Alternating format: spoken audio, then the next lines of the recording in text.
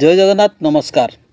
आसतु नजर पकेबा मयूरभंज जिलार आज top news update कौन कौन सब रही किंतु तापूर्व आपण मानक गोटे अनुरोध वीडियोटी को संपूर्ण देखंतु आ जो मैंने प्रथम करी चैनल को आछंती सब्सक्राइब करंतु जाफल प्रत्येक नूतन वीडियो नोटिफिकेशन आपण सर्वप्रथम पाई परिबे। आज प्रथम खबर ताला भांगी लाक्षाधिक टंकार सुना गहना चोरी। मयूरभंज जिला झारपखरिया थाना सारसकला ग्राम विलंबित राति बड़ धरणर चोरी होती। मिलता सूचना मुताबक सारसकला ग्रामर प्रवीर बल स्त्री निनी बल घरे नथिबा बेले आलमीरा सुना गहना चोरी होता थाना अभियोग होती। अभियोग अनुसार पुओ भुवनेश्वर रही चाकरी करुवा बेले प्रवीर भल स्त्री निनी भल झील घर को बालेश्वर जाइथिबा बेले घरे कहीं नथिबार सुजोग नहीं राति घरे थिबा आलमारी भांगी सुना गहना चोरी कर नहीं सूचना मिली। गोटे सुनाहार दुईटी मुदी कानफुल रूपा बिछा रूपा थाली जार आनुमानिक मूल्य 2,50,000 टंका हेबो बोली अनुमान करायाउछि। एने पुलिस एक मामला रुजु करने सहित अधिक तदंत जारी रखी। परवर्ती खबर बांग्लादेशी कही धमक चमक दे बटी मागिबा को नहीं पुणी उत्तेजना। असामाजिक युवकों को धरी पुलिस रे जिम्मा देले स्थानीय लोके। जातीय राजपथर ट्रक अटकाई बांग्लादेशी कही धमक चमक कही बटी मागिबा को नहीं असामाजिक युवक मान स्थानीय लोक मैंने धरी पुलिस जिम्मा देइछंती। रविवार राति प्राय 10 घटिका समय जातीय राजपथ दे जाइथिबा बाहर राज्यर ट्रक गुड़ी को 3 जन असामाजिक युवक अटकाई आधार कार्ड मागिथिले। बांग्लादेशी कही तांकु पिटामरा करने सह अश्लील भाषा गाड़गुलज करथिले। एथिसहित धमक चमक दे बटी मागिथिले। याकु देखि स्थानीय लोक मैंने विरोध करने सह उक्त युवकों को अटकाई। एथिरे सेमाने उत्तेजित होई ढेला मारिबा सह पत्थर मरा होइथिला जाफल तांकर मुंड फाटी जिबार उत्तेजना प्रकाश पाइथिला। स्थानीय लोक मैंने युवकों को धरी उत्तम मध्यम देवा सह 2 जन युवक घटनास्थल फेरार हो जाइथिले एवं जड़े युवकों को धरी पुलिस जिम्मा देइथिले। उक्त युवक मैंने खुलामखुला भावे अपराध करुथिबा बेले पुलिस तांकु काहेकि धरु नाही एने बड़ प्रश्न उठिछि।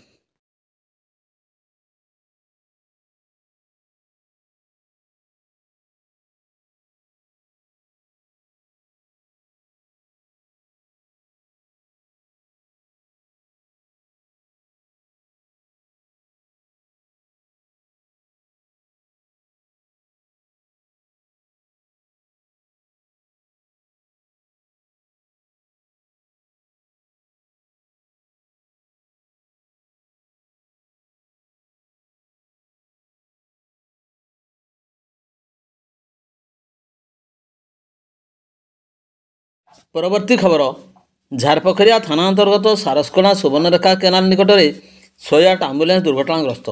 सूचना मुताबक जारकाणी ग्राम जड़े रोगी को चिकित्सा 108 आम्बुलांस जोगे सिरसा डाक्तरखाना को निया जाउथवा समय दुर्घटनाग्रस्त घटी। सूचना मुताबक बुधवार राति प्राय 3टा समय 108 आम्बुलांस टी रोगी नहीं जाउथवा समय सारसकला सुवर्णरेखा केनाल पाखरे भारसाम्य हराई 10 फुट तल को खसी पड़ा। तेबे एथिरे कहीं मृताहत होई नथिबा जଣା पड़छि। किछ समय पर रोगी को अन्य एक आम्बुलांस रे सिरसा डाक्तरखाना को निया जाइथिबार सूचना मिलछि। परवर्ती खबर मंगलवार अपराह्न 5:30 समय बेतरणी मरडा ब्लॉक सीमांत भुरगानाल ठारे निर्माणाधीन पोल निमंते प्रस्तुत अस्थायी डाइवर्सन रास्ता धोई जाई उछला वर्षा पानी प्रभावित होउथबा बेले एही प्रखर पानी भासी जाइथबा बेले बाइक चालक समेत बाइक को उद्धार करा जाइछि। सूचना मुताबक ग्रामोन्नयन विभाग नियंत्रण रे पोल काम चलता बेले यातायात स्वाभाविक करने को एक अस्थायी डाइवर्सन रास्ता निर्माण कराइथिला। तेबे लगाण वर्षा यही अस्थायी रास्ता धोई जाई 2 फुट उच्चर वर्षा जल प्रभावित होउथला। एही वर्षा जल रास्ता अतिक्रम करने को चेष्टा करुवा दैनिक बाइक चालक वर्षा पानी प्रखर स्रोत भासी जाइथिले। जीवन बंचाइबा को चित्कार करुवा समय स्थानीय लोक मैंने जानिबा परे भासी जाइथवा बाइक चालक एवं मोटरसाइकेल को उद्धार करछंती। तेबे अल्पके बाइक चालक बंची जाइथवा बेले एने सेटारे उक्त वर्षा जल दे प्रभावित होउथवा रास्ता उपर दे यातायात न करने को समस्त को बारण करा जायछि।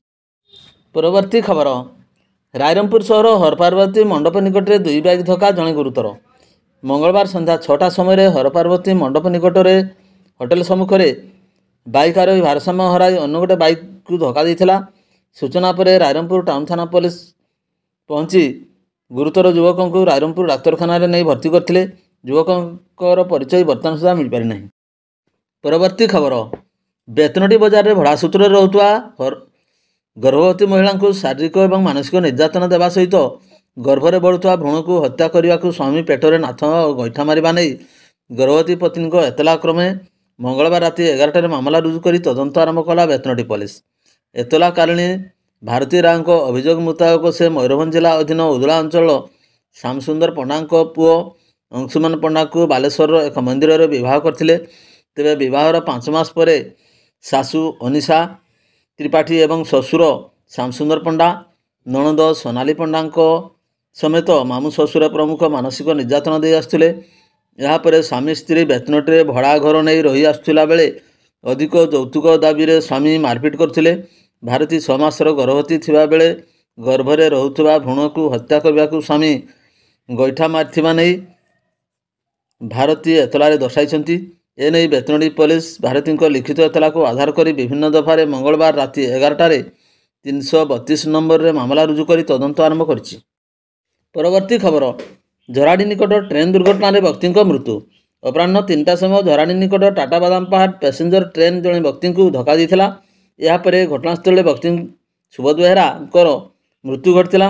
ସକାଳ 11ଟା ସମୟରେ ବାଲେଶ୍ୱରଠାରୁ ରେଳ ବିଭାଗର ପୋଲିସ ଆସି ମୃତଦେହକୁ ଜବତ କରି ରାଇରଙ୍ଗପୁର ଡାକ୍ତରଖାନାରେ ଶବ ବ୍ୟବଚ୍ଛେଦ ପରେ ପରିବାରବର୍ଗଙ୍କୁ ହସ୍ତାନ୍ତରିତ କରିଥିଲେ। ପରବର୍ତ୍ତୀ ଖବର, ସମସ୍ତ ବର୍ଗର ଭତ୍ତାଧିକାରୀଙ୍କୁ ତୁରନ୍ତ ବର୍ଦ୍ଧିତ ଭତ୍ତା ପ୍ରଦାନ ଦାବିରେ ଖୁଣ୍ଟା ବ୍ଲକଠାରେ ବିଜେଡିର ସଚେତନତା କାର୍ଯ୍ୟକ୍ରମ ଅନୁଷ୍ଠିତ।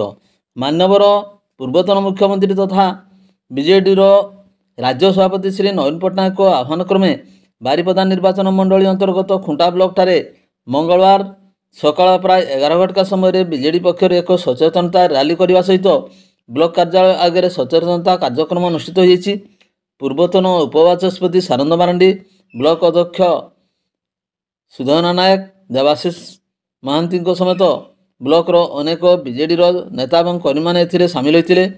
ବିଜେପିର ପ୍ରତିଶ୍ରୁତି ମୁତାବକ ରାଜ୍ୟର ସମସ୍ତ ବର୍ଗର ଭତ୍ତାଧିକାରୀଙ୍କୁ ତୁରନ୍ତ ବର୍ଦ୍ଧିତ ଭତ୍ତା ମାସକୁ 3,000ରୁ 3,500 ବୃଦ୍ଧି କରିବା ପାଇଁ ଦାବି କରାଯାଇଛି। ତେବେ ଏନେଇ ରାଜ୍ୟପାଳଙ୍କ ଉଦ୍ଦେଶ୍ୟରେ ବିଡିଓଙ୍କୁ ଏକ ଦାବିପତ୍ର ମଧ୍ୟ ଦିଆଯାଇଛି। ପରବର୍ତ୍ତୀ ଖବର, ମୟୂରଭଞ୍ଜର ପୂର୍ବତନ ବିଜେଡି ରାଜ୍ୟସଭା ସାଂସଦ ମମତା ମାହାତ ହେଲେ ବିଜେପିର ରାଜ୍ୟସଭା ପ୍ରାର୍ଥୀ। ବିଜେଡିର ପୂର୍ବତନ ରାଜ୍ୟସଭା ସାଂସଦ ମମତା ମାହାତ କିଛିଦିନ ପୂର୍ବରୁ ବିଜେଡି ଦଳରୁ ଇସ୍ତଫା ଦେଇ ବିଜେପିରେ ଯୋଗଦାନ କରିଥିଲେ। ମମତା ମାହାତଙ୍କୁ ବିଜେପି ଦଳରୁ ରାଜ୍ୟସଭା ପ୍ରାର୍ଥୀ ଭାବେ ରାତି 7 ଘଟିକା ସମୟରେ ଭୁବନେଶ୍ୱରଠାରେ ଘୋଷଣା କରାଯାଇଛି। ପରବର୍ତ୍ତୀ ଖବର, ମରଡ଼ା ବିଦ୍ୟୁତ ସେକ୍ସନ ପକ୍ଷରୁ କିଛି ଗ୍ରାମକୁ ଲାଇନ ସେବା ବିଚ୍ଛିନ୍ନ ନେଇ ସୂଚନା ପ୍ରଦାନ କରିଛି ମରଡ଼ା ସେକ୍ସନ। ଲଗାଣ ବର୍ଷା ଯୋଗୁଁ ବିଦ୍ୟୁତ ସେବା ଯୋଗାଇବାରେ ବିଫଳ ହୋଇଛି ମରଡ଼ା ସେକ୍ସନ। ଏନେଇ ସେକ୍ସନ ତରଫରୁ ମରଡ଼ା ସେକ୍ସନ ଅଧୀନସ୍ଥ କୌଡ଼ିଆ ଫିଡରର ଗୋପୀନାଥପୁର, ଶରତ, ଭାଲୁଘେରା, ଉଫାଲଗଡ଼ିଆ, ମାଜଣା, ଡୁଙ୍ଗୁରିସାହି ଗ୍ରାମରେ ସମସ୍ତ ବିଦ୍ୟୁତ ଉପଭୋକ୍ତା ତଥା ଜନସାଧାରଣମାନଙ୍କୁ ଜଣାଇ ଦିଆଯାଉଛି ଯେ ଏହି ସବୁ ସ୍ଥାନରେ ବିଦ୍ୟୁତ ସେବା ବନ୍ଦ ରହିବ। ତଳେ ପଡ଼ିଯାଉଥିବା ବିଦ୍ୟୁତ ଖୁଣ୍ଟର ମରାମତି ପରେ ଉକ୍ତ 7ଟି ଗ୍ରାମରେ ବିଦ୍ୟୁତ ସେବା ସ୍ୱାଭାବିକ କରାଯିବ ବୋଲି ସୂଚନା ପ୍ରଦାନ କରାଯାଇଛି। ପରବର୍ତ୍ତୀ ଖବର, ପିଙ୍ଗୁ ନିକଟରେ ବାଇକ୍ ଦୁର୍ଘଟଣାରେ ଯୁବକ ଗୁରୁତର। ପିଙ୍ଗୁ ନିକଟରେ ରାତି ପ୍ରାୟ 10 ଘଟିକା ସମୟରେ ଏକ ବାଇକ୍ ଭାରସାମ୍ୟ ହରାଇ ଦୁର୍ଘଟଣାଗ୍ରସ୍ତ ହେବା ଦ୍ୱାରା ଚାଳକ ଗୁରୁତର ହୋଇଥିବା ନିକଟ ଗ୍ରାମବାସୀ ପକ୍ଷରୁ ସୂଚନା ମିଳିଛି। କରଞ୍ଜିଆ ସହର ପଟୁ ଯାଉଥିବା ଯୁବକ ଜଣକ ଦୁର୍ଘଟଣାଗ୍ରସ୍ତ ହେବା ପରେ ଅବସ୍ଥା ଗୁରୁତର ଥିବା ଦେଖି ସ୍ଥାନୀୟ ଲୋକେ 108 ଆମ୍ବୁଲାନ୍ସ ଯୋଗେ ତାଙ୍କୁ କରଞ୍ଜିଆ ମେଡିକାଲ ପଠାଇଥିଲେ। ତାଙ୍କ ଚିକିତ୍ସା ଚାଲିଥିବା ବେଳେ ଯୁବକଙ୍କର ପରିଚୟ ବର୍ତ୍ତମାନ ସୁଦ୍ଧା ମିଳିପାରି ନାହିଁ। ପରବର୍ତ୍ତୀ ଖବର, ଆଗାମୀ ଶାରଦୀୟ ଦୁର୍ଗାପୂଜା ଅବସରରେ ଖିଚିଙ୍ଗସ୍ଥିତ ମା କିଚକେଶ୍ୱରୀ ମନ୍ଦିରକୁ ଆଲୋକ ସୁସଜ୍ଜିତ କରିବା ପାଇଁ ଭଞ୍ଜସେନାକୁ ପ୍ରଶାସନ ପକ୍ଷରୁ ଅନୁମତି ପ୍ରଦାନ। ଦୁର୍ଗାପୂଜା ସମୟରେ ପ୍ରଥମ ଥର ପାଇଁ ଖିଚିଙ୍ଗସ୍ଥିତ ମା କିଚକେଶ୍ୱରୀ ମନ୍ଦିରକୁ ସୁସଜ୍ଜିତ କରିବା ପାଇଁ ଉଦ୍ୟମ କରିଛି ଭଞ୍ଜସେନା। ମୟୂରଭଞ୍ଜ ଜିଲ୍ଲାର ଅଧିଷ୍ଠାତ୍ରୀ ଦେବୀ ମା କିଚକେଶ୍ୱରୀ ମନ୍ଦିରକୁ ଆଲୋକରେ ସୁସଜ୍ଜିତ କରିବା ପାଇଁ ପ୍ରଶାସନ ପକ୍ଷରୁ ଥିବା 2 ଘଟିକା ସମୟରେ ଭଞ୍ଜସେନାକୁ ଏନେଇ ଅନୁମତି ପ୍ରଦାନ କରାଯାଇଛି। ପରବର୍ତ୍ତୀ ଖବର, ରୁମାପାହାଡ଼ି ଗାଁରେ ସାପ କାମୁଡ଼ାରେ ଯୁବକ ଗୁରୁତର। ସକାଳ 11ଟା ସମୟରେ ଜାମଦା ଥାନା ଅନ୍ତର୍ଗତ ରୁମାପାହାଡ଼ି ଗାଁର ଜଣେ ଯୁବକ ଅଭିନାଶ ମହାନ୍ତ ନିଜ ଦୋକାନ ଘରେ କାମ କରୁଥିବା ସମୟରେ ତାଙ୍କୁ ବିଷାକ୍ତ ଗୋଖର ସାପ କାମୁଡ଼ି ଦେଇଥିଲା। ଘର ଲୋକମାନେ ସଙ୍ଗେ ସଙ୍ଗେ ତାଙ୍କୁ ରାଇରଙ୍ଗପୁର ଡାକ୍ତରଖାନାରେ ଭର୍ତ୍ତି କରିଥିଲେ। ଡାକ୍ତର ସେଠାରେ ସାପ କାମୁଡ଼ା ଇଞ୍ଜେକ୍ସନ୍ ଦେଇଥିଲେ। ବର୍ତ୍ତମାନ ତାଙ୍କ ଅବସ୍ଥା ସ୍ଥିର ଥିବା ଜଣାପଡ଼ିଛି।